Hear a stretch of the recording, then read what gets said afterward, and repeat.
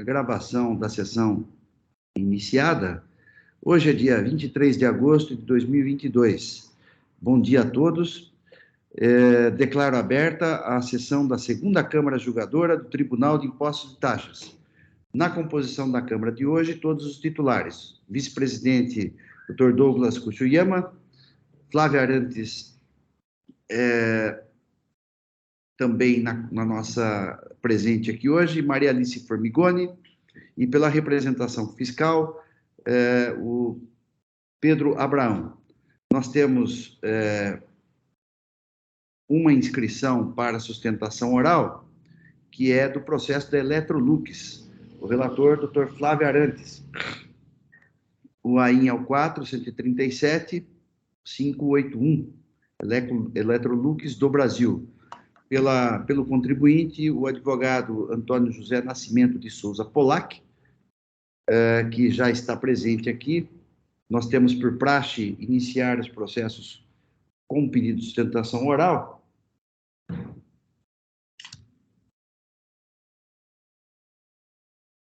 Então, vamos aqui todos já confirmados. Eu vou registrar, então, a presença do Dr. Antônio José.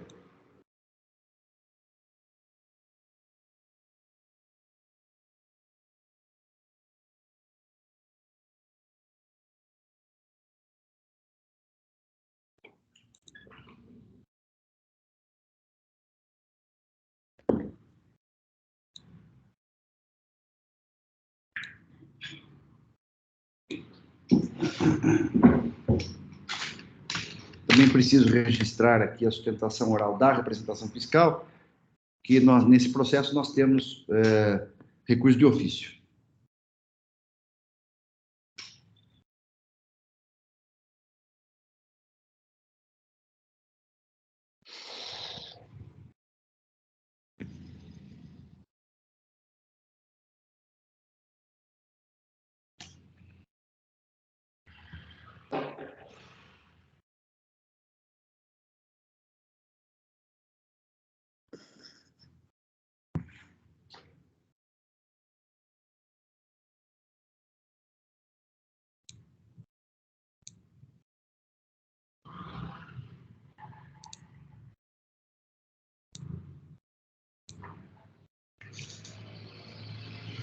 Muito bem, então. O processo já se encontra em condições de registro do voto, doutor Flávio.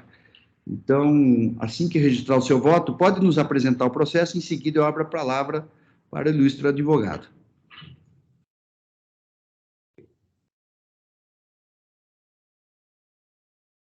Bom dia, senhor presidente, demais colegas, doutor Antônio. Esse processo é um auto de infração que ele tinha originalmente 11 itens. Então foram pagos 7 itens, estando em discussão os itens 3, 4, 10 e 11. O item 3, ele trata de acusação de crédito indevido, em razão da falta de estorno do crédito correspondente às saídas de mercadoria, com destino a municípios da área de livre comércio localizados nos estados do Acre, Amazonas e Rondônia. O item 4, ele trata da acusação de falta de pagamento do imposto em operações de transferência de mercadoria entre estabelecimentos da mesma empresa. O item 10 do auto de infração, ele trata da acusação de falta de pagamento do imposto em razão da falta de apresentação de declaração de ingresso emitida pela SUFRAMA, em razão de operações emitidas com isenção do imposto, destinadas à área de livre comércio. O item 11, ele trata da acusação de falta de pagamento do imposto na condição de substituto tributário, em relação a prestações de transporte realizada por prestadores de serviços não cadastrados no estado de São Paulo. O julgamento de primeira instância considerou procedentes as acusações dos itens 3, 4 e 11 do auto de infração e julgou parcialmente procedente a acusação do item 10 do auto de infração, reduzindo a alíquota das operações de 18% para 7%, por considerar haver prova suficiente nos autos para comprovar que as mercadorias de fato ingressaram na região norte.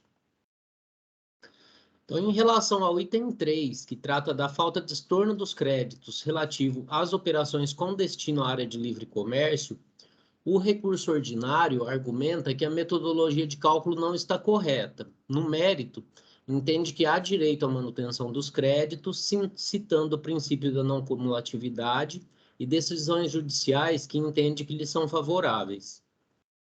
Em relação ao item 4, que trata das operações de transferência entre estabelecimentos da mesma empresa, entende que não incide imposto sobre as operações, citando a súmula 166 do STJ, argumentando que o imposto incide apenas sobre a circulação jurídica da mercadoria, quando no caso dos autos há apenas a circulação física, sem alteração da titularidade. Em relação ao item 10, que trata das operações com destino às áreas de livre comércio, sem declaração de ingresso emitidas pela SUFRAMA, recorrem tanto à Fazenda Pública como à autuada. Da parte da Fazenda Pública, o recurso de ofício pugna pelo restabelecimento da acusação fiscal pela alíquota de 18%, por considerar não haver prova de internamento. E o recurso ordinário, por sua vez, entende que as provas constantes dos autos são suficientes para comprovar ao menos o que classifica como internamento físico, que substitui, no seu entendimento, o documento emitido pela SUFRAMA, que caracterizaria o internamento jurídico. Em relação ao item 11, que trata da exigência do ICMS da autuada na condição de substituta tributária pelas prestações de serviço de transporte, a autuada alega que a prova foi feita por amostragem e que nem todos os conhecimentos de transporte acusados teriam sido escriturados em seus registros de entrada, apresentando uma tabela contendo as prestações que não teriam sido escrituradas e pedindo sua exclusão da acusação. Há questionamento ainda com respeito à graduação das multas aplicadas e quanto ao índice de correção, pedindo a redução das multas e aplicação da taxa Selic como critério de atualização. Aí, em linhas gerais, seria esse o resumo do processo, senhor presidente. Agradeço, doutor Flávio Arantes, pelo resumo e pelo relatório. Passo, então, a palavra ao doutor José Antônio Polak, para que apresente a sua sustentação oral pelo prazo de 15 minutos. Doutor José Antônio, com a palavra. Obrigado, excelência. Emérito julgadores dessa segunda Câmara de Julgamento, excelentíssimo senhor relator, representante da Fazenda, um bom dia a todos. Eu prometo ser breve, porque alguns temas já são tratados com alguma frequência nesse colégio do Tribunal de Impostos e Taxas, então não são necessárias grandes digressões. Tá? Primeiramente, quanto à infração 3 sobre áreas de livre comércio, nós defendemos que, pelo artigo 22 da Constituição Federal, a União ela detém competência exclusiva para a regulamentação de matéria relativa ao comércio exterior. Assim, defendemos que o Decreto-Lei 356 de 68, que estendeu os benefícios do Decreto-Lei 28867 às áreas de livre comércio, tratando as remessas de mercadorias a essa região como operações de exportação, ou seja, criando essa equiparação, ela viabilizaria o não estorno dos créditos na forma que pleiteado na nossa interposição. E assim, estando em linha a nossa pretensão com que dispõe o inciso 2 do artigo 3º e o parágrafo 2º do artigo 21 da Lei Candir, os créditos poderiam ser mantidos nos termos da exposição. Né? Quanto à súmula 166, que nós defendemos na questão da ausência de circulação jurídica das mercadorias, quando se está diante de remessa entre estabelecimentos da mesma empresa, por mais que a súmula 166 ela tenha sido confeccionada num passado, até em momento anterior à Lei Candir, nós temos precedente recente, quando do julgamento da ação direta de constitucionalidade 49 pelo Supremo Tribunal Federal no ano passado, que declarou a inconstitucionalidade do parágrafo 3º, inciso 2º da Lei Complementar 87/96, pelo qual ratificou-se referido entendimento, com um efeito vinculativo, pelo qual consolidou-se novamente o entendimento que a circulação física de mercadorias entre estabelecimentos da mesma empresa não gera hipótese de incidência de ICMS. Ou seja, não há ato de mercancia que autorize essa tributação que estamos combatendo. Por tal motivo, mantemos a defesa no sentido de afastar a cobrança que está aqui em discussão. Quanto às remessas para a área de livre comércio, mais especificamente a infração 10, como bem posicionou a decisão de piso, há prova suficiente de que as mercadorias foram remetidas para a região norte e ingressaram nas áreas de livre comércio. E a empresa acaba sendo penalizada pela desídia da autarquia federal em praticar atos de internamento. Existe nos autos prova suficiente do destino das mercadorias, como foi reconhecida pela decisão de primeira instância.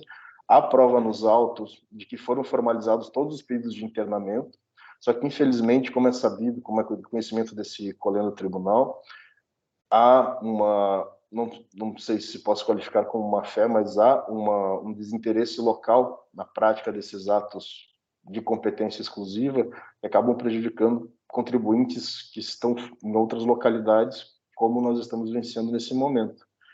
Mas há outros meios de prova que podem ser considerados para tal finalidade, como foram reconhecidos para a redução da alíquota de 14% para 7%, ou seja, não há questionamento do destino das mercadorias.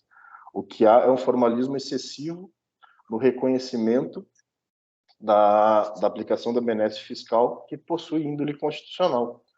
Então, há uma mitigação com base num formalismo que acaba impedindo a plena eficácia da garantia constitucional estabelecida e do benefício de desenvolvimento regional.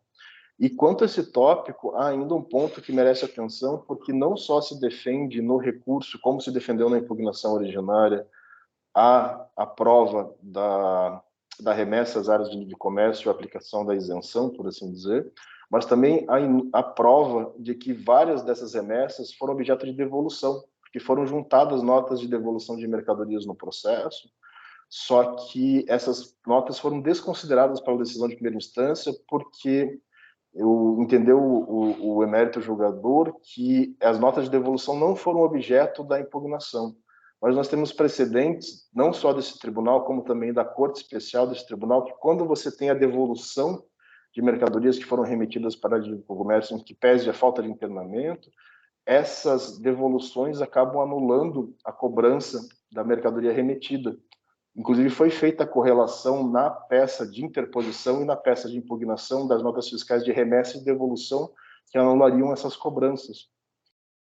Então, se pede também, com a devida vênia, que sejam consideradas as devoluções que foram realizadas conforme tabela anexada na peça de interposição, para que seja superada essa omissão da decisão de piso e consideradas, porque justificadas as devoluções realizadas, para que seja extirpado esse crédito tributário da cobrança que está sendo realizado neste momento.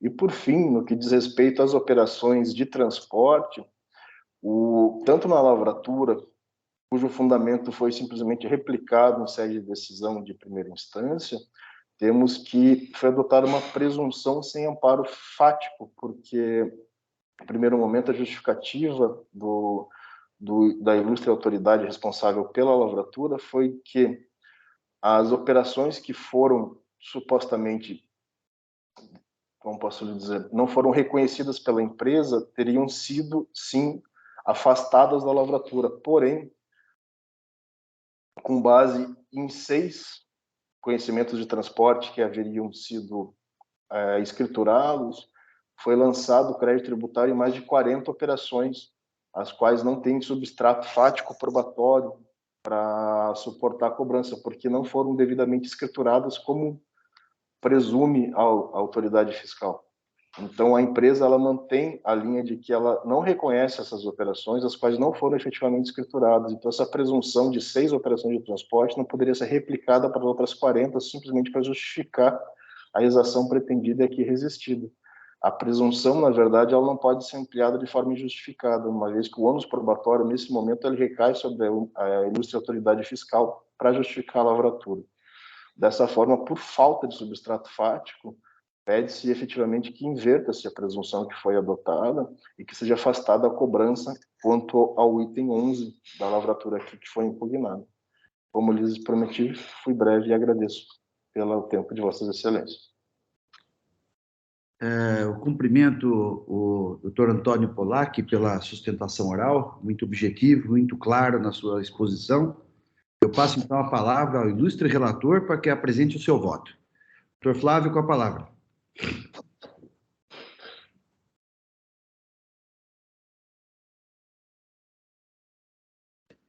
Eu parabenizo aí, doutor Antônio, pela sustentação oral.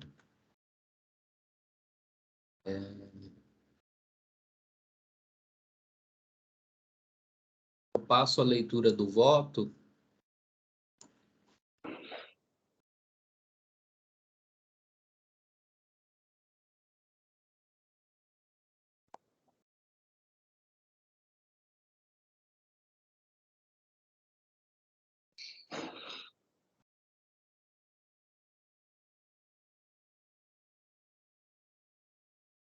Eu vou iniciar pelo item 35 do voto. Então, versa o presente recurso de ofício sobre a decisão monocrática na parte em que reduziu de 7% para 18% a alíquota aplicável às operações do item 10 do auto de infração, por considerar que restou demonstrado nos autos que as mercadorias chegaram aos estabelecimentos destinatários. Aí eu transcrevo aqui a fundamentação da decisão. Item 36. Conforme se observa, o douto julgador tributário fundamentou sua decisão tomando por base a existência de protocolos de internamento, os PINs, das operações.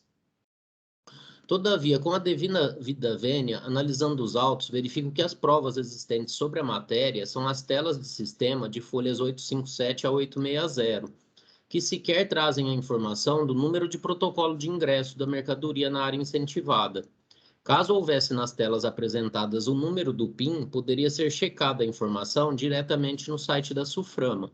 Todavia, a partir dos documentos apresentados, não se pode afirmar que foram juntados aos autos os PINs correspondentes às operações, pois as telas apresentadas não trazem esta informação.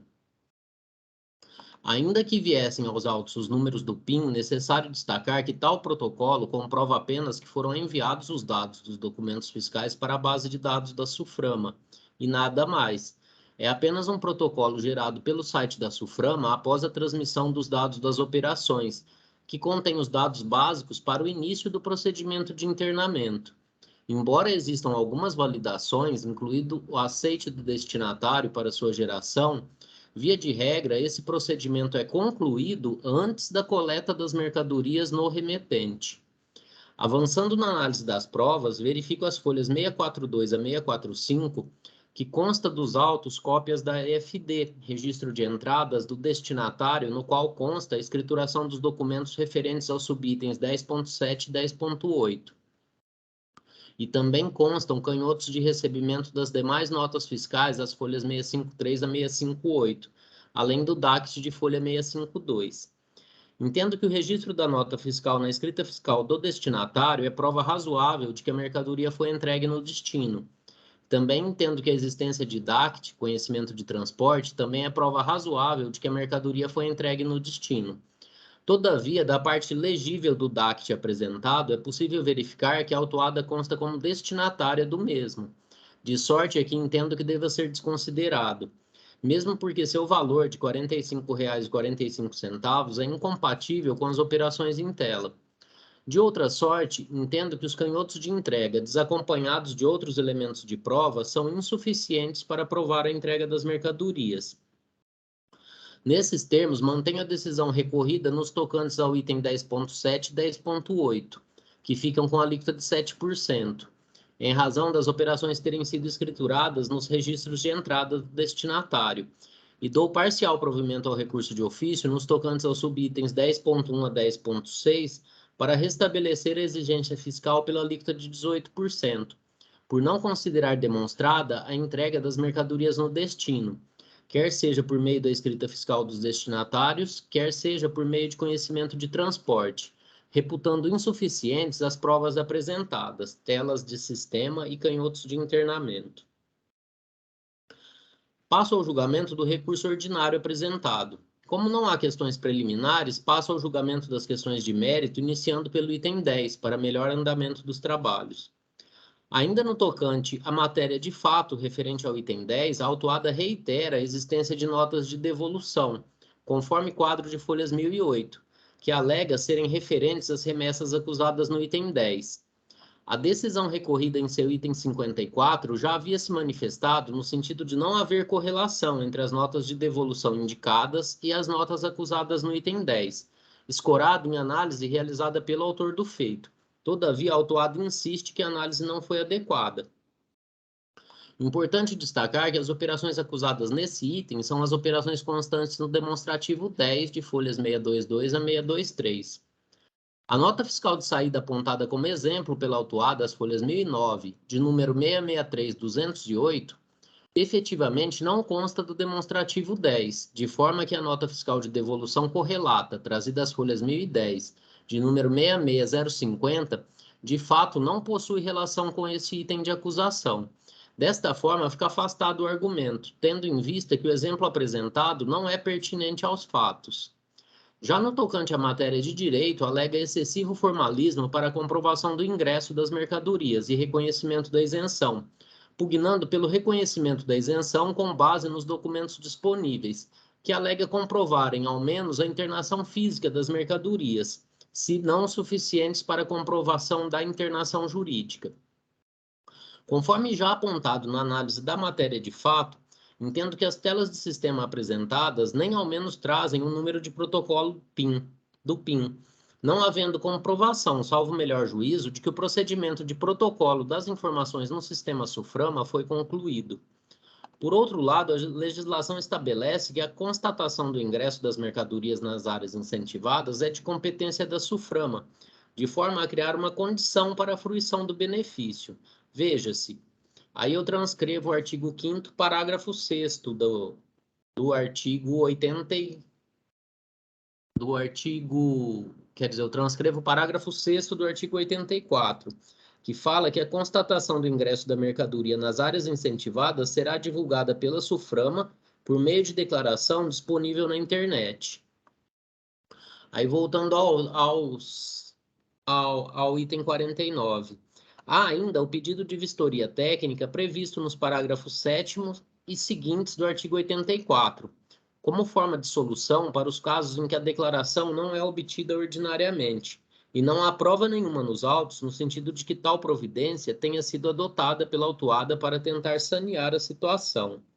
Desta forma, sem a declaração de ingresso das mercadorias emitidas pela SUFRAMA, resta sem atendimento a condição estabelecida pela legislação para a fruição do benefício fiscal, razão pela qual nego provimento ao recurso ordinário nesse ponto. Aí, nesse sentido, eu transcrevo duas decisões da Câmara Superior que demandam também a apresentação da declaração de ingresso emitida pela SUFRAMA para concessão da isenção.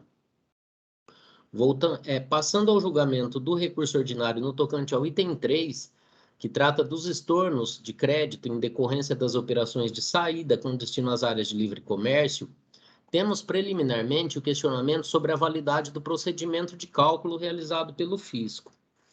Analisando o demonstrativo de folhas 155 a 204, verifico que a autoridade fiscal calculou mensalmente a quantidade de cada item de mercadoria que entrou no estabelecimento, nos termos do demonstrativo citado, fez a somatória dos valores de operação e ICMS, calculou o valor médio do ICMS creditado para cada item de mercadoria, em coluna denominada ICMS unitário médio, e utilizou tal valor de crédito para calcular o estorno pelas saídas, também considerando as saídas por item de mercadoria.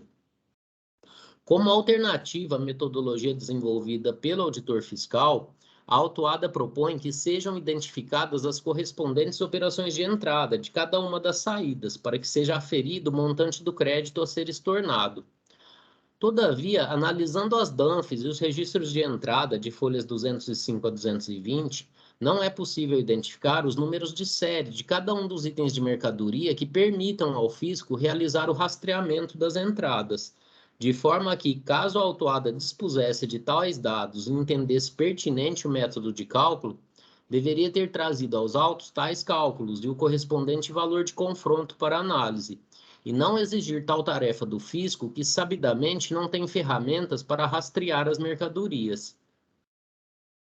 Quanto aos questionamentos sobre a impossibilidade de realizar tais cálculos com base no artigo 493 do RICMES, que trata do arbitramento, Entendo que o cálculo do valor a ser estornado, da forma como realizado, não implica em arbitramento de valores, pois o fisco está apenas utilizando como critério para estorno o valor médio do crédito da entrada por item de mercadoria.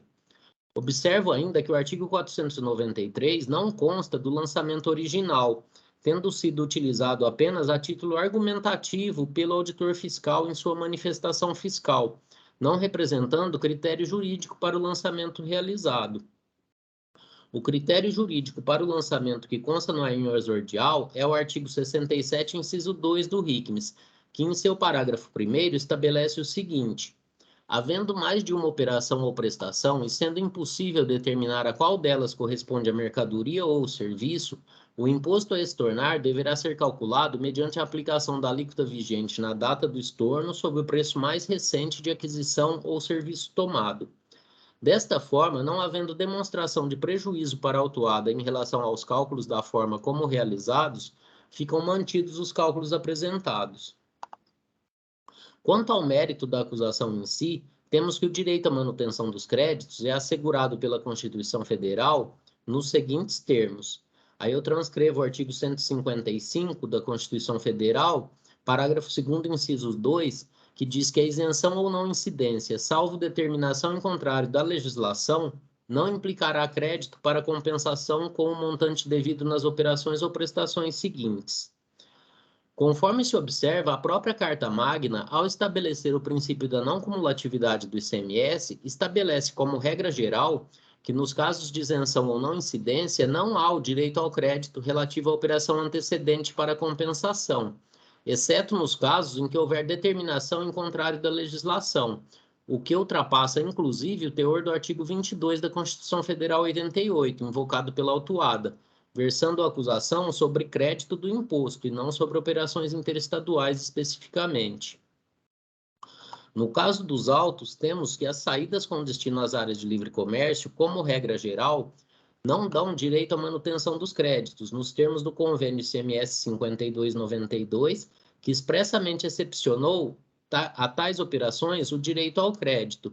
Veja-se a cláusula 1ª, parágrafo único. Não será permitida a manutenção dos créditos na origem.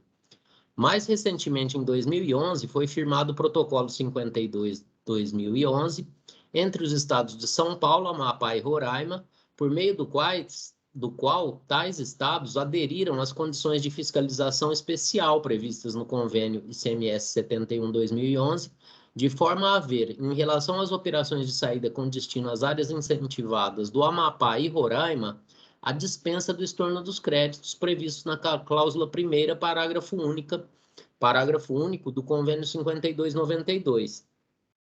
Todavia, os estados do Acre, Rondônia e do Amazonas não firmaram tal protocolo com São Paulo. Veja-se o que dispõe o convênio ICMS 71/2011. Aí eu leio a dispensa dos estados de Rondônia e Roraima do estorno do crédito. Observo, por fim, que nos termos do relato de acusação do presente item, as operações sobre as quais se exige o estorno dos créditos têm como destino os municípios de Guajará-Mirim, em Rondônia, Tabatinga, no Amazonas, Brasileia, Cruzeiro do Sul e Epitaciolândia, no Acre. Ou seja, tais operações, de fato, não estão excepcionadas do Protocolo 52/2011, permanecendo em relação a elas a restrição à manutenção dos créditos previstas no convênio 52/92. Observo ainda que a ADI 310, citada no recurso ordinário, refere-se aos incentivos destinados à Zona Franca de Manaus, sendo que nenhuma das demais decisões citadas estão contempladas nas exceções previstas pelo artigo 28 da Lei 13.457, de forma que entendo inaplicáveis ao presente caso. Fica mantido o item 3 do auto de infração. Quanto ao item 4, que exige o ICMS nas operações de transferência entre estabelecimentos da mesma empresa, a autuada alega que sobre tais operações não incide o ICMS, tratando de mera circulação física de mercadorias, concluindo que o ICMS incide apenas na circulação jurídica, ou seja, quando há alteração de titularidade da mercadoria. Cita para amparar seu raciocínio a súmula 166 do STJ, bem como o ARI 1255885 do STF, com repercussão geral. Sobre a matéria, veja-se que a Constituição Federal define, fazer um parágrafo aqui, o recurso ordinário apresentado não cita o recente julgamento do STF sobre a ADIM. Então, não está contemplado aqui na decisão, porque não é citado no recurso. Volto ao voto. Sobre a matéria, veja-se que a Constituição Federal define a competência dos Estados e do Distrito Federal para instituir imposto sobre a circulação de mercadorias e atribui à lei complementar a competência para a definição do fato gerador. Aí eu trago o artigo 146 da lei complementar, trago também o artigo 87 da lei Candir, para falar que, nesse sentido, não há dúvida de que, nos termos da legislação vigente, constitui fato de gerador do ICMS a saída de mercadoria do estabelecimento, ainda que para outro estabelecimento do mesmo titular. Em relação às jurisprudências apresentadas, embora não se negue a firme posição do Poder Judiciário sobre a matéria, não se pode, em sede de contencioso administrativo, aplicar jurisprudência para afastar lei válida, vigente e eficaz, em razão do óbice do artigo 28 da Lei 13.457. De-se ressaltar que as jurisprudências apresentadas não se amoldam ao permissivo legal do artigo 28, estando fora da competência deste egrégio tribunal decidir de forma contrária ao texto da lei no caso concreto. É nesse sentido o posicionamento unânime da colenda Câmara Superior. Trago duas decisões da Câmara Superior afastando a súmula 166 pelo óbice do artigo 28. Então, fica mantido o item 4 do auto de infração. Quanto ao item 11, que exige o ICMS na condição de substituto tributário em relação às prestações de serviço de transporte realizadas por terceiros, não há controvérsia sobre a matéria de direito, limitando-se a discussão à questão de estarem ou não as operações acusadas escrituradas na escrita fiscal digital da autuada. De início, cumpre apontar que o artigo 22 da Lei 13.457 permite a comprovação das acusações por meio da técnica de amostragem. Então, eu transcrevo o artigo 22, que permite a comprovação das acusações por meio de amostragem. No caso dos autos, a autuada alega que houve a escrituração de 6 dos documentos acusados, porém argumenta que não há prova da escrituração de outros 40 documentos, que indica nas folhas 1015. Inicialmente, é necessário apontar que o demonstrativo em questão é o demonstrativo 11 de folhas 663 a 670, que contém por volta de 200 de documentos, sendo que a autuada aponta especificamente os 40 documentos de folhas 1015 como não escriturados. Consultando o demonstrativo 11, não localizo dentre as prestações acusadas no mês de março de 2006 o primeiro dos documentos da tabela de folhas 1015, da ACT de número 66416. Da mesma forma, consultando as prestações de julho de 2016, não localiza o DACT 997, correspondente ao segundo documento listado às folhas 1015. Quando da análise da defesa, esse fato já havia sido constatado pelo auditor fiscal autor do feito, em sua manifestação fiscal, conforme item 66 infra. Aí abro aspas para o auditor fiscal. Das 40 operações listadas pelo autuado em sua defesa, as folhas 780, que ele alega desconhecer e questiona o porquê de serem objeto da autuação, nenhuma é objeto do item 11 do presente AIN, fecho aspas. Desta forma, resta claro que o argumento do autuado não procede, pois as prestações que alega não estarem escrituradas não fazem parte das prestações envolvidas na acusação fiscal. Fica mantido o item 11. Quanto às questões referentes à penalidade excessiva, por força do artigo 28 já apresentado no tocante ao item 4, tal análise está vedada em sede de contencioso administrativo. E como todas as acusações versam sobre falta de pagamento ou crédito indevido do imposto, entendo que não se aplica o artigo 527-A do RICMES, tendo em vista que as infrações, a princípio, implicam em falta de pagamento do imposto. Já no tocante ao critério de atualização, fica mantida a atualização do valor básico para o cálculo da multa, nos termos da súmula 13/2018 do TIT, porém, conforme texto revisto da súmula 10/2017, deve ser aplicada a taxa Selic como critério de atualização do valor básico para o cálculo da multa e também como índice de juros de mora, incidentes tanto sobre o imposto como também sobre a multa. Então, diante do exposto, eu conheço dos recursos de ofício ordinário interpostos e a ele dou parcial provimento.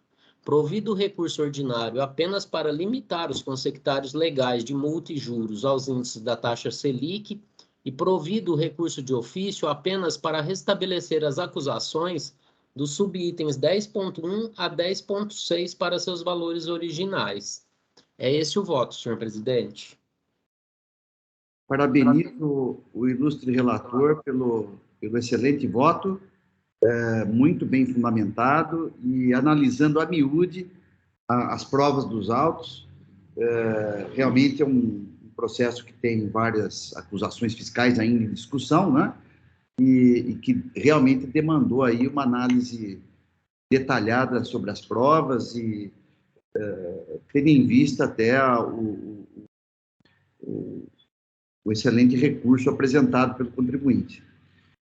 Doutor Flávio, eu vou só fazer uma observação, um erro de digitação aqui no item 35 do seu voto. Aqui está constando, reduziu de 7% para 18%, acho que é o contrário, né? Reduziu de 18% para 7%. Um erro de digitação aqui, inverteu. Se o senhor quiser consertar, foi essa observação que eu faço. E eu queria, desde logo, eu queria abrir uma divergência aqui, já no âmbito aqui eu vou habilitar aqui para corrigir. Tudo bem, Flávio? Tudo bem. Eu vou aqui já abrir uma divergência em relação ao item 4 do AIM, que é da transferência entre estabelecimentos do mesmo titular, né? Eu trouxe aqui uma preferência, então eu vou registrar a preferência. No mais, eu estou concordando integralmente com o voto do relator.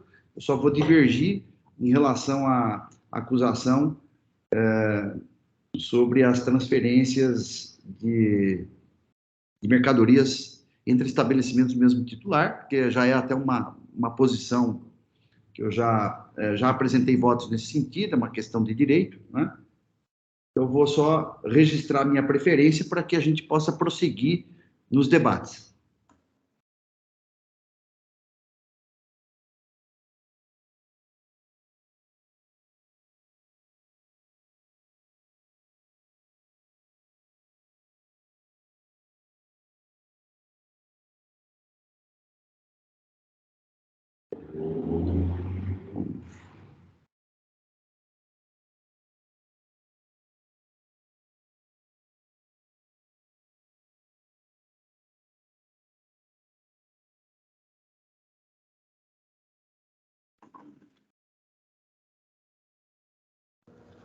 Doutor Flávio, só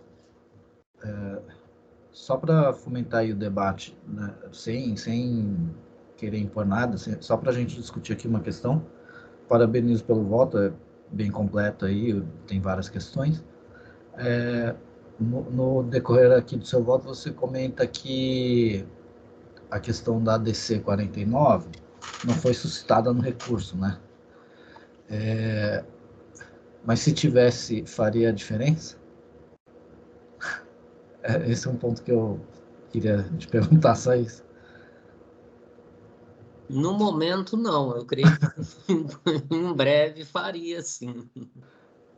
Que, na verdade, a decisão mesmo foi depois da interposição do recurso, né? Aí, talvez, e como até o patrono comentou na tribuna, ainda que não esteja expressamente nos autos aqui, a decisão da DC foi depois, mas era só essa questão, se fosse, assim, se tivesse, aí a minha questão é essa, se tivesse, se faria diferença. Eu entendo que ela vai começar a ser aplicada aqui no tribunal após o julgamento dos embargos de declaração, aí nos termos em que proferido o embargo de declaração, né? Sim. Uma questão aí que eu acho que incomoda todos nós aí, né? Inclusive, já dá uma solução para o princípio da não cumulatividade aí, né? Como que a gente mantém o princípio da não cumulatividade e dá efetividade a essa decisão judicial aí, né? Nesse caso das operações interestaduais, né? A última sessão a gente julgou um caso em que o contribuinte foi autuado por não estornar o crédito da saída isenta, né? Então, é uma questão que não tem uma solução fácil aí. Sim. Não, então. Eu prefiro aguardar o julgamento dos embargos de declaração para alterar meu posicionamento. Sim. Não, exatamente, porque, na verdade, naquele caso lá, quando eu comecei a analisar, e aí eu comecei, acho que errado, porque eu fui sendo induzido pela questão do processo que ele entrou, né?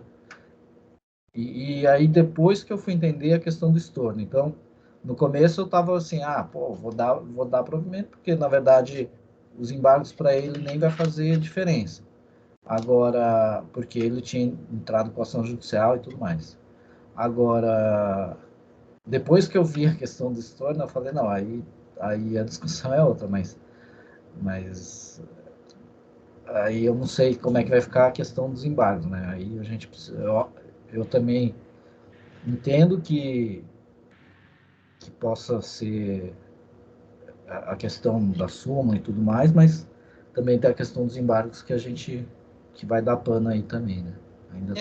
Dependendo do jeito que for aplicada essa decisão aí, nós vamos ter uma guerra fiscal às avessas, né? Aqui nós estamos julgando que sai de São Paulo para as outras unidades, né? No caso da sua, do seu processo. Agora, a partir do momento que não tiver mais o crédito nas transferências interestaduais, os créditos das outras unidades da federação não vão poder ser transferidos mais para São Paulo, né? Então, é outra questão aí para a aplicabilidade dessa decisão judicial, né?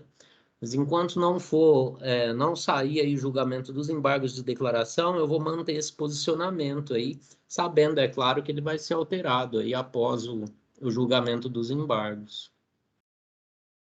Bom, aproveitando o gancho dos debates aí, eu já registrei o meu voto de preferência.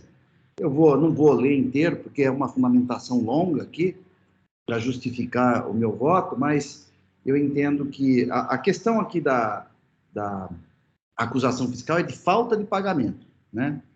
E a DC 49, ela diz que não incide o imposto, né? Então, por conta disso, eu estou entendendo pelo cancelamento do item 4 e realmente eu reconheço que há um imbróglio aí na questão do crédito, do estorno do crédito. Mas eu entendo também, por outro lado, que não há incidência do imposto e a acusação fiscal é que é de não incidência de imposto. E aqui eu cito até o artigo 28 da Lei 9.868 de 99, que o efeito vinculante passa a partir da publicação do dispositivo da decisão, né, do Supremo. Tudo bem, nós temos embargos de declaração, né?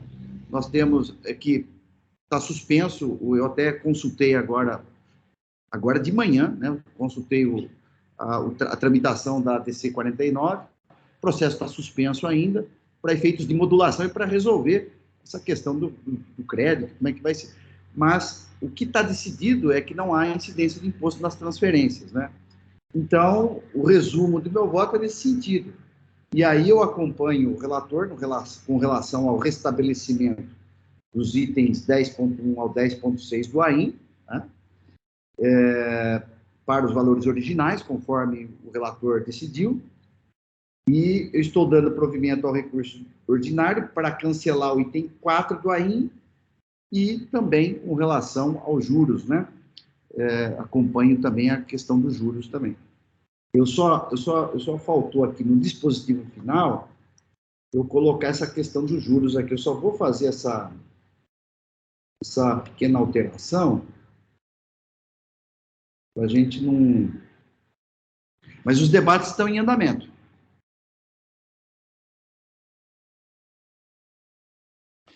Senhor presidente, eu ia falar exatamente dessa questão do doutor colocar no final do seu voto no dispositivo a questão da taxa Selic, porque se o seu voto for vencedor, né? Agora, no mais, cumprimento aí, parabenizo o doutor Flávio pelo voto apresentado, pela riqueza de detalhes apresentados, não só na análise de provas, como também na fundamentação jurídica. Essa questão dos 8% ou 7%, com o livro registro de entradas do destinatário lá na área de livre comércio sendo escriturado direitinho, então acho que pelo menos é uma posição pacífica no tribunal, que isso é prova suficiente, não para a internação, mas sim para que foi para aquela região, então é razoável aí a diminuição da alíquota para 7%. Então, estamos concordando com o voto do relator, senhor presidente. Obrigado.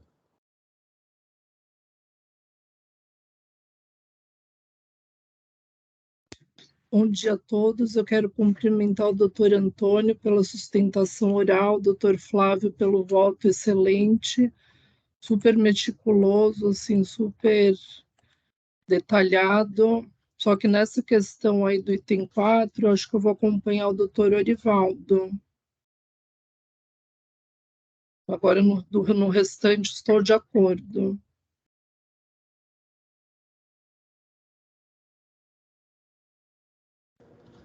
Eu também. Eu parabenizo aí o doutor Antônio, desculpa não ter falado antes, mas eu vou pedir vênia aí pro relator para acompanhar o voto preferência.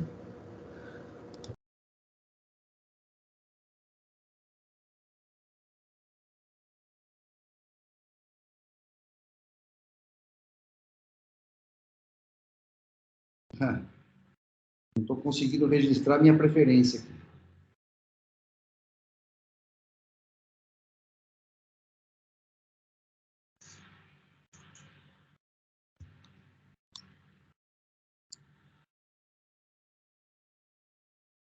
Eu fui editar o voto para incluir os juros? Eu não estou conseguindo registrar o voto, para na questão antecedente. Será que não tem que registrar o de ofício também, presidente? Então, não aparece nem a opção de eu registrar o de ofício. Está estranho. Está muito estranho. Eu vou fazer o seguinte, eu vou desistir da preferência e fazer outra.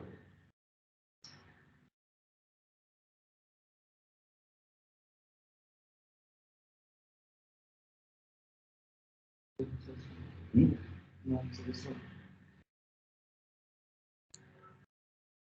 vou usar isso aqui depois.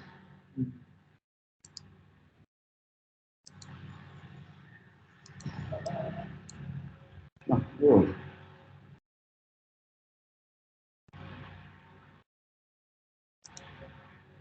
eu não consigo, tá vendo?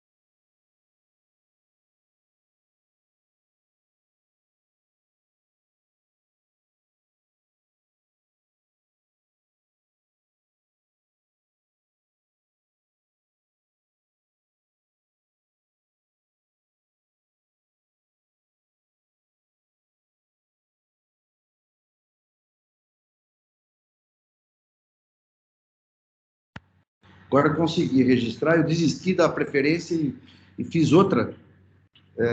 Aí apareceu as opções de registro do voto do recurso de ofício e do recurso ordinário.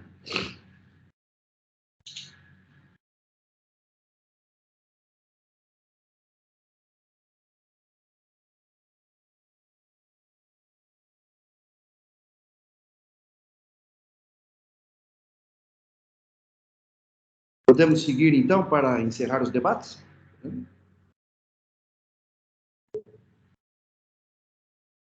Então, estou encerrando os debates. Eu peço que os senhores juízes confirmem presença para quórum de votação.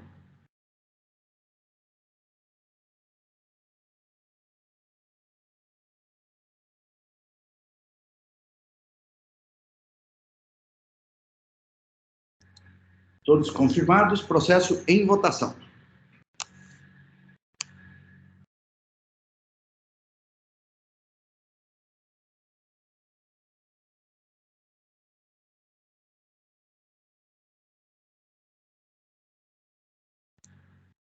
Votação encerrada.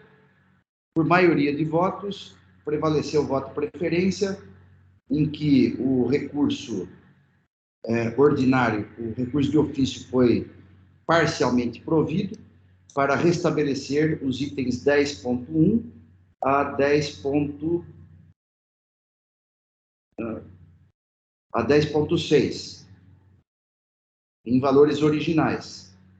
E com relação ao recurso ordinário, cancelado o item 4, e com relação aos juros dos itens mantidos, limitação aos índices da taxa Selic, conforme o súmula 10 do TIT, atual súmula 10 do TIT.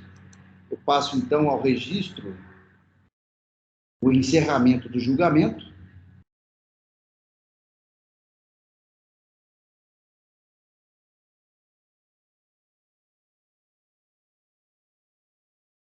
Julgamento encerrado.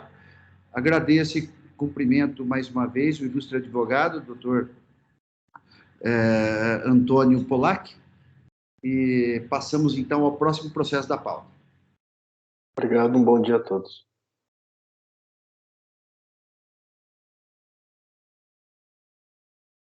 Próximo processo da pauta é Coffer, Distribuidora de Ferro e Aço Limitada. Eu sou o relator. O processo, o meu voto já está registrado. Eu passo, então,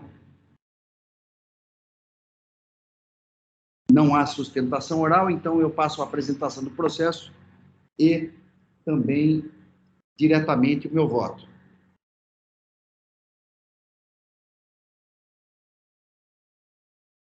Bom, aqui são recursos de ofício e ordinário, em que a decisão, interpostos contra a decisão da Delegacia de Julgamento de São Paulo, Unidade de Julgamento de Guarulhos, que julgou parcialmente procedente o AIM, pois houve exclusão do crédito tributário dos fatos jurídicos relativos aos documentos fiscais elencados às folhas 284 a 289 da decisão recorrida.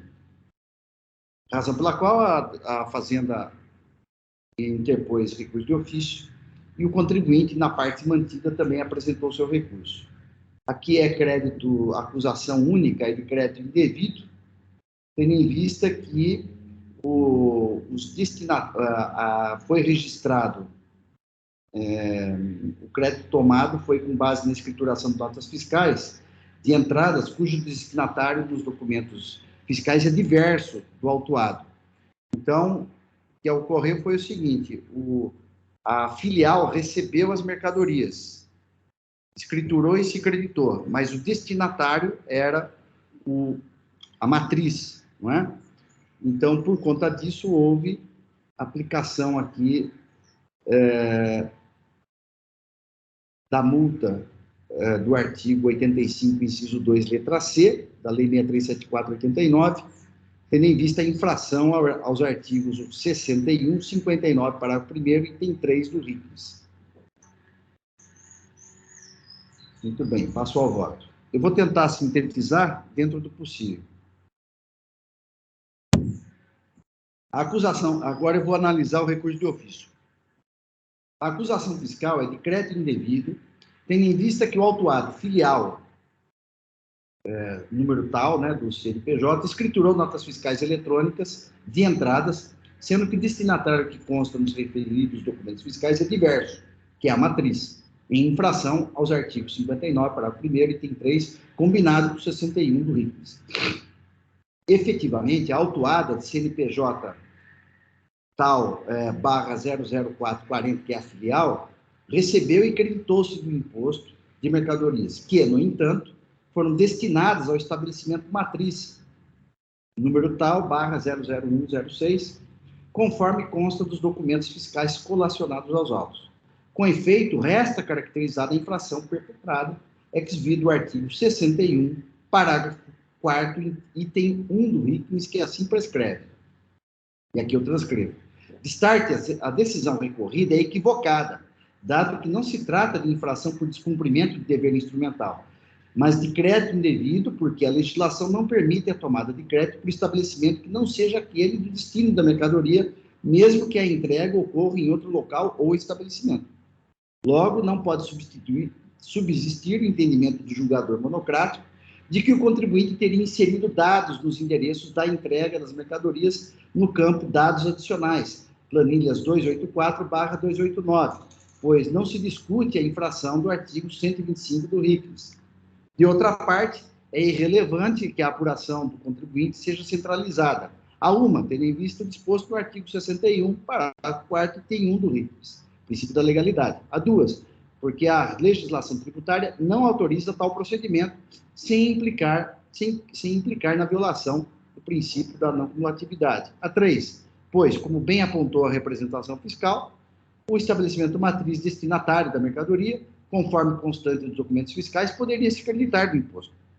Por tais razões, fica provido o recurso de ofício para restabelecer o crédito tributário relativamente às notas fiscais excluídas pela decisão recorrida, item 22, nos termos do requerido pela representação fiscal. Recurso ordinário. Recurso ordinário ele levanta aqui uma preliminar de vício formal. Eu estou aqui fundamentando meu entendimento que os requisitos do artigo 34 estão presentes, né? Que o cerne da discussão ela se confunde com o mérito. O contribuinte alega vício formal porque as provas, não houve prova suficiente da infração, isso para mim é matéria de mérito, e, portanto, eu estou afastando a alegação de nulidade formal do AIM, até porque os documentos anexados com auto de infração, e aqui eu relaciono um por um, eles são suficientes, no meu entendimento, para a motivação do lançamento fiscal. Aí vem o mérito do recurso ordinário, né? Já avancei aqui para o mérito do recurso ordinário, e eu estou dizendo o seguinte, que o objeto do recurso ordinário está jungido ao quanto decidido no recurso de ofício. Muito embora o contribuinte tenha acostado aos autos em sua defesa livro de apuração de ICMS e o despacho da autoridade fiscal do posto fiscal de Suzano, de folha 240-264, infere-se que a infração fiscal está configurada pelos elementos e documentos probatórios apresentados pela fiscalização. Como asseverado a Iures, trata-se de crédito indevido de ICMS, pois o crédito foi tomado pelo estabelecimento filial recebedor das mercadorias, ora autuado, em infração ao artigo 61, parágrafo 4º, item 1 do RICS, sendo que somente o estabelecimento matriz tinha legitimidade para o aproveitamento, eis que é quem figura como destinatário dos documentos fiscais. Logo, a questão da observância ou não do artigo 125 do RICS não tem pertinência na espécie. Portanto, o fundamento diverso, o apelo do particular é desprovido. Mas ainda que fosse o caso de aplicação da referida norma do artigo 125 do RICS, verifica-se que nas notas fiscais relacionadas no item 27, de folhas 290 a 293 da decisão recorrida, o contribuinte quedou-se de indicar o endereço da entrega de forma adequada. Nesse ponto, a decisão recorrida teria razão, inclusive. Quanto aos demais argumentos sucessivos, também não prosperam, eu estou afastando. Quanto ao fato de que o contribuinte adota apuração centralizada, eu reitero o que eu já disse no recurso de ofício.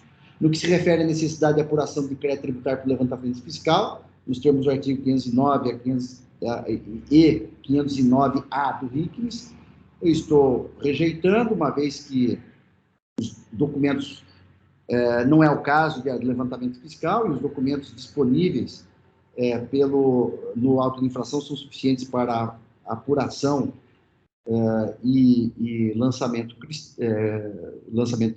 tributário, né? E aqui também tem um outro argumento de que havia saldo credor e que o fisco deveria fazer aí uma espécie de recomposição, né? Considerar o saldo credor. Eu estou me reportando ao alegado pela representação fiscal, às folhas 357, também ao precedente também indicado, né? De modo que eu estou mantendo a decisão recorrida, mas por fundamento diverso. Ou seja, eu estou negando provimento ao recurso ordinário. Tem aqui uma questão de restabelecimento da multa, que a decisão de primeira instância, com fundamento no artigo 13, recapitulou a multa de ofício, e eu estou restabelecimento, aliás, tem um erro de digitação aqui, eu vou depois corrigir, no título. A decisão de primeira instância recapitulou a multa para a letra J do inciso 2 do artigo 85, né? E eu estou entendendo que essa recapitulação é inadequada. Então, eu vou aqui ler o voto nessa parte. A decisão objurgada recapitulou a multa da letra C do inciso 2 do artigo 85, da 6374/89, para a letra J da referida norma, sob o fundamento de que o lançamento fiscal não tem como motivação a operação com documento fiscal inábil ou documentação ou documento fiscal que deveria estar acompanhado do comprovante de pagamento do imposto. Prossegue dizendo que houve sim escrituração indevida dos documentos fiscais por falta de indicação do destinatário das mercadorias, descumprimento de obrigações acessórias. Destaco por oportuno o seguinte trecho dos itens 40 e 41 da decisão recorrida, que aqui eu transcrevo. Ocorre que a acusação fiscal de crédito indevido tem como fundamento os artigos 59, parágrafo 1º, item 3, que equivale ao artigo 36, parágrafo 1º, item 3 da Lei 6374/39, e artigo 61 do RICMES, que eu também preciso dar uma colocada aqui, e artigo 61 do RICMES. Pois o contribuinte filial escriturou notas fiscais eletrônicas de entrada, sendo que o destinatário que consta dos referidos documentos fiscais é diverso do autuado, que é a matriz. Vale dizer, como dito a Iures, somente o estabelecimento destinatário indicado no documento fiscal é que está legitimado a apropriar-se do crédito do imposto nos termos da norma de regência. Neste sentido, foram os fundamentos deste voto para o provimento do recurso de ofício e para o improvimento do recurso ordinário quanto ao mérito do lançamento fiscal atacado, diversamente dos fundamentos da decisão recorrida. Ademais, a prevalecer o entendimento da decisão recorrida seria o caso de recapitulação da sanção tributária para alguma das hipóteses dos incisos 4 ou 5 do artigo 85 da Lei 6374/89, e não do inciso 2, letra J, da norma do artigo 85, o que seria uma ululante incongruência, vez que a infração, norma primária de conduta infringida, não é de descumprimento de obrigação acessória, mas de crédito indevido. O efeito é de rigor o restabelecimento da penalidade do artigo 85, inciso 2, letra C, que assim dispõe.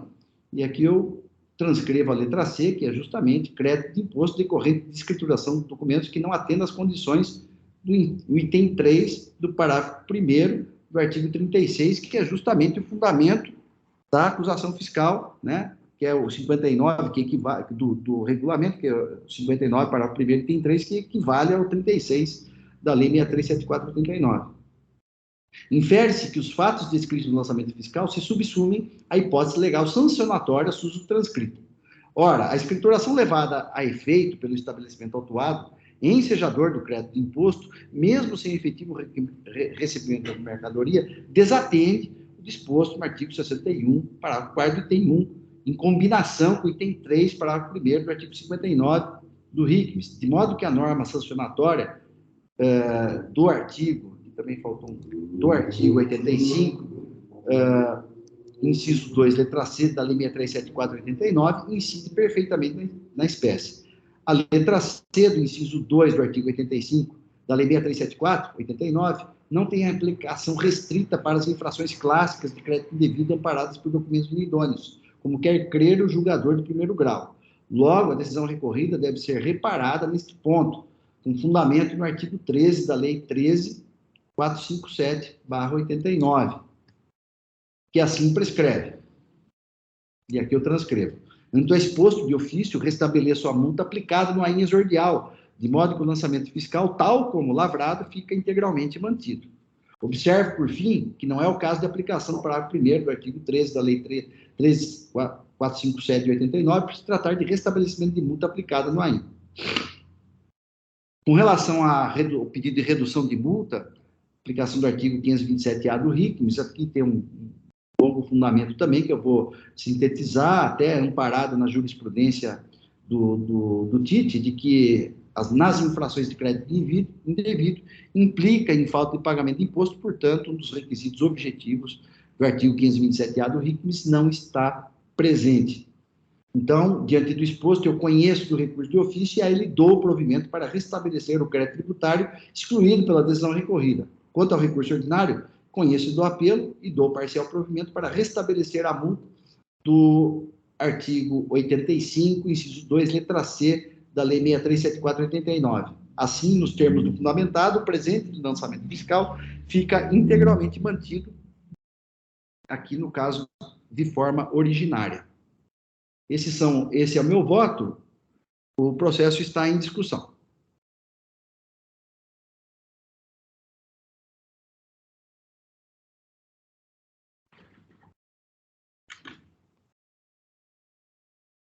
Aqui tem um pedido de preferência do Dr. Flávio.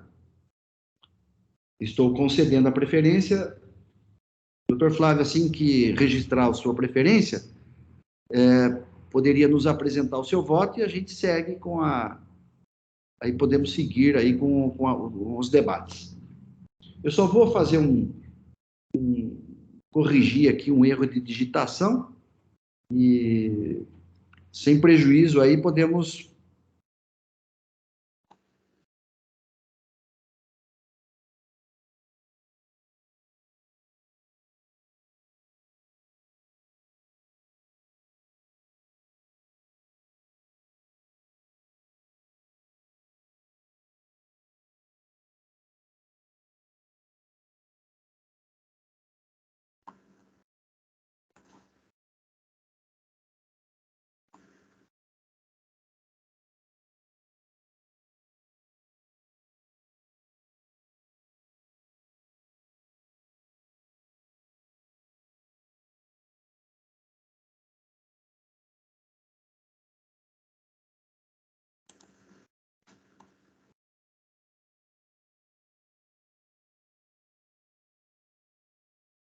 Eu registrei a preferência, doutor Orivaldo, eu cumprimento aí pelo voto e vou acompanhar quanto ao mérito em si. É uma divergência apenas no tocante ao restabelecimento da capitulação da multa. É rapidinho o voto, eu vou ler aqui. Então, eu pedi preferência ao ilustre juiz relator, Dr. José Orivaldo Pérez, ao qual desde logo rendo minhas costumeiras homenagens, adotando seu preciso relatório, bem como parte dos fundamentos apresentados. Sendo a presente preferência apenas para registrar minha divergência no tocante à questão do restabelecimento da multa originalmente proposta. Conforme a decisão de piso, a multa originalmente capitulada no artigo 85.2c foi recapitulada para a multa prevista no 85.2j da Lei 6374/89. Da apreensão que faço dos fatos acusados, não há vício intrínseco nos documentos emitidos. A acusação fiscal está calcada no fato de que os documentos foram escriturados em estabelecimento diverso do previsto pela legislação. Veja-se o que diz o auditor fiscal responsável pela lavratura em seu relato circunstanciado. Durante os trabalhos, aí abro aspas para o auditor fiscal, Durante os trabalhos fiscais, foi constatado que a unidade CNPJ 4 recebeu e creditou-se do imposto de mercadorias destinadas ao estabelecimento de CNPJ 1. Portanto, configura-se em crédito indevido do ICMS, fecha aspas. Mais adiante, em sua manifestação fiscal, ele diz o seguinte, abro aspas, se o fisco convalidasse uma situação dessas, apenas por hipótese, nada impediria que, durante o prazo decadencial, os mesmos documentos fossem novamente escriturados na matriz do autuado, se creditando novamente do imposto destacado, sem que o fisco, desta vez, pudesse tomar alguma atitude, fecho aspas. Ou seja, o próprio autor do feito admite que os documentos emitidos são hábeis para acreditamento, limitando a infringência ao artigo 61, parágrafo 4º do RICMES, em razão dos documentos terem sido escriturados em estabelecimento diverso do previsto pela legislação, não havendo, no meu entendimento, ofensa ao artigo 59, parágrafo 1º, item 3 do RICMES, que se refere a vício intrínseco do documento apenas. Aponto ainda que o parecer da douta representação fiscal também não traz nenhum argumento para a reforma da decisão nesse ponto. Ao contrário, também entende haver sido infringido o artigo 61, parágrafo 4º, transcrito no parecer de folhas 309.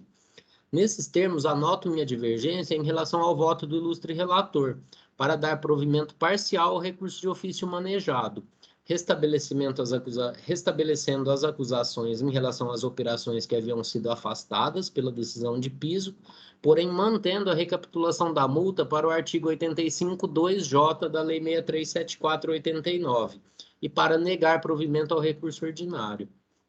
Não é essa a preferência?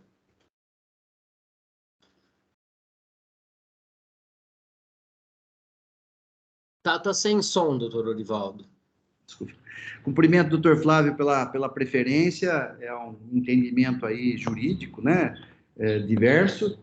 Eu só queria esclarecer aqui que, assim, os documentos fiscais, eles são hábeis para o crédito, pelo contribuinte, mas do estabelecimento matriz, não do filial. E é por isso que a acusação fiscal veio com fundamento no artigo 59, parágrafo 1º, item 3, que equivale ao artigo 36, parágrafo 1º, item 1, item 3, parágrafo 1º, item 3, da Lei 6374/89, que é mencionado, inclusive, na letra C, né? Então, o fundamento, por isso que eu adotei no meu voto o fundamento diverso da decisão recorrida, porque, como bem observou a representação fiscal, não se trata aqui de discutir se os requisitos, se o artigo 125 foi cumprido ou não. Aqui é uma questão de crédito indevido pelo estabelecimento que não tinha legitimidade para tanto, né? Então foi nesse contexto que eu entendi que a autoridade lançadora agiu correto ao capitular a multa no item C do inciso 2. Então, só esse esclarecimento que eu queria fazer, no bem fundamentado voto do Dr. Flávio, aí, que sempre é muito, muito, muito pertinente aí nas suas fundamentações aí. Mas o processo está em discussão.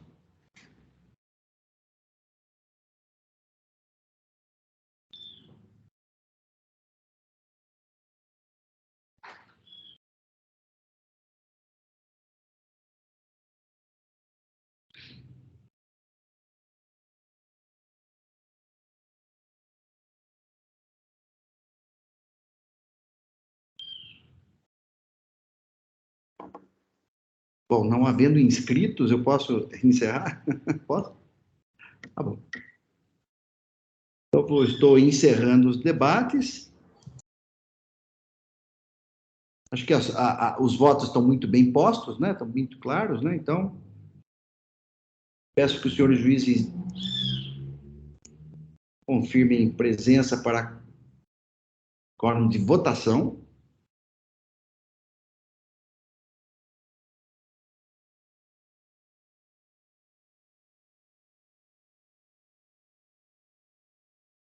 Processo em votação.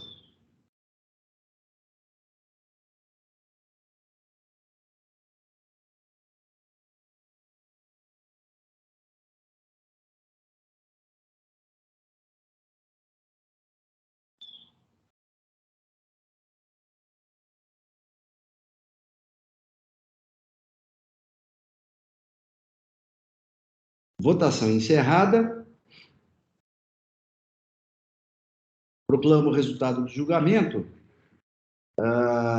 Por maioria de votos, prevaleceu o voto da relatoria. Recurso ordinário conhecido, parcialmente provido. Apenas para esse ponto aqui da recapitulação da multa. Recurso de ofício, conhecido integralmente e integralmente provido, para restabelecer, então, fique, então, integralmente restabelecido o auto de infração. Julgamento encerrado.